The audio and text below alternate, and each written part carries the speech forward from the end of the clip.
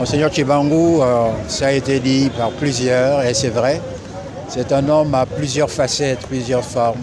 Mais moi, je vois en lui l'université. Je l'ai connu, j'étais jeune enfant, jeune universitaire. C'est par l'université que je l'ai connu. Nous avons toujours vécu, cheminé ensemble dans l'université jusqu'à sa mort. Pour moi, il représente l'université. L'université congolaise, c'est lui. Quelqu'un qui est resté discret, plein de son savoir, mais un homme humble. Humble. Moi, j'étais leur petit frère pratiquement, mais il me recevait. Et j'ai retenu que l'histoire de notre pays n'oubliera pas que c'est le président du conseil d'administration qui est resté longtemps. En termes politiques, on dira qu'il a multiplié les mandats, mais sans aucun remous au niveau de l'enseignement supérieur universitaire. Personne n'a levé sa voix pour dire pourquoi Monseigneur a mis longtemps. Ça veut dire que c'est quelqu'un qui a su rassembler.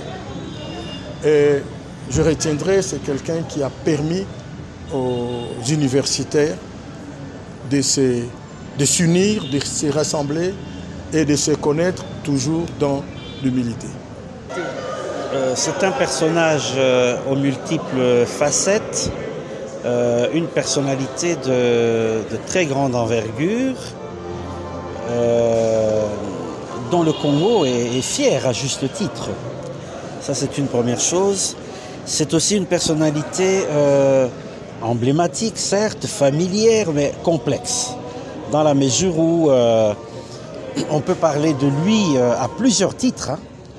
Et je pourrais dire en guise de synthèse qu'il est entré vivant dans le panthéon historique congolais, tellement il était incontournable.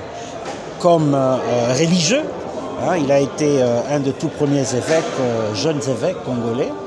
Il a été le premier recteur noir de l'université Lovanium, un des tout premiers recteurs africains sur la scène sous-régionale et même africaine. Il a montré une grande précocité intellectuelle dans sa jeunesse, puisque né en 1933, en 1962, il était déjà détenteur d'une maîtrise, d'une thèse de doctorat, donc, et d'une maîtrise, c'est-à-dire une deuxième thèse en matière de pédagogie universitaire. Déjà. Alors il y a tout le travail monumental, incontournable, qu'il a abattu en tant que recteur d'abord de l'université Lomanium et puis recteur de l'UNASA, qui a rassemblé en fait toutes les universités congolaises dans une structure unique. Et dans ce contexte, il a été le père d'une des plus grandes réformes de notre université, qui a fait passer la licence des 4 à 5 ans. C'était déjà une anticipation sur le LMD, parce qu'il y avait le souci, il y avait un double souci qui animait Monseigneur et ses équipes, c'était de tropicaliser les curricula. On n'enseignait pas assez l'Afrique à l'université. L'histoire africaine, par exemple, n'était pas enseignée à l'université, il fallait tropicaliser les enseignements. Et j'ai vu que c'était un homme qui avait dépassé tous les clivages. Donc on peut dire que c'était un modèle de la tolérance dans le sens le plus noble du mot. En tant que jeune, premièrement, c'est donc l'aspect un peu dans tous les points éducationnels, le fait qu'il a été un pionnier dans des universités en RDC, c'est pour nous une inspiration qui nous permet aujourd'hui, on peut dire que non, si je dois avoir une référence, je dois avoir Monseigneur Tshibangou. Si je dois voir ceci, je dois lire Monseigneur Tshibangou dans son parcours, tout ce qu'il a eu à faire. Il a apporté un plus dans notre Église catholique. Quel plus il a apporté, c'est dans la liturgie. On parle de l'inculturation africaine. Donc, dans la liturgie, il a amené notamment l'usage des instruments africains dans la liturgie. Auparavant, qui n'existait pas, on n'utilisait que la liturgie romaine.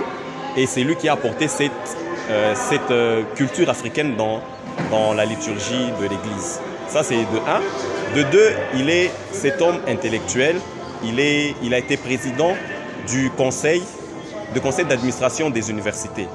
Alors, ce que je retiens pour notre monseigneur qui vient de nous quitter, c'est que on peut faire on peut être intellectuel et être homme d'église. Donc, on ne peut pas dissocier, faire l'église, être la religion à part et la science à part.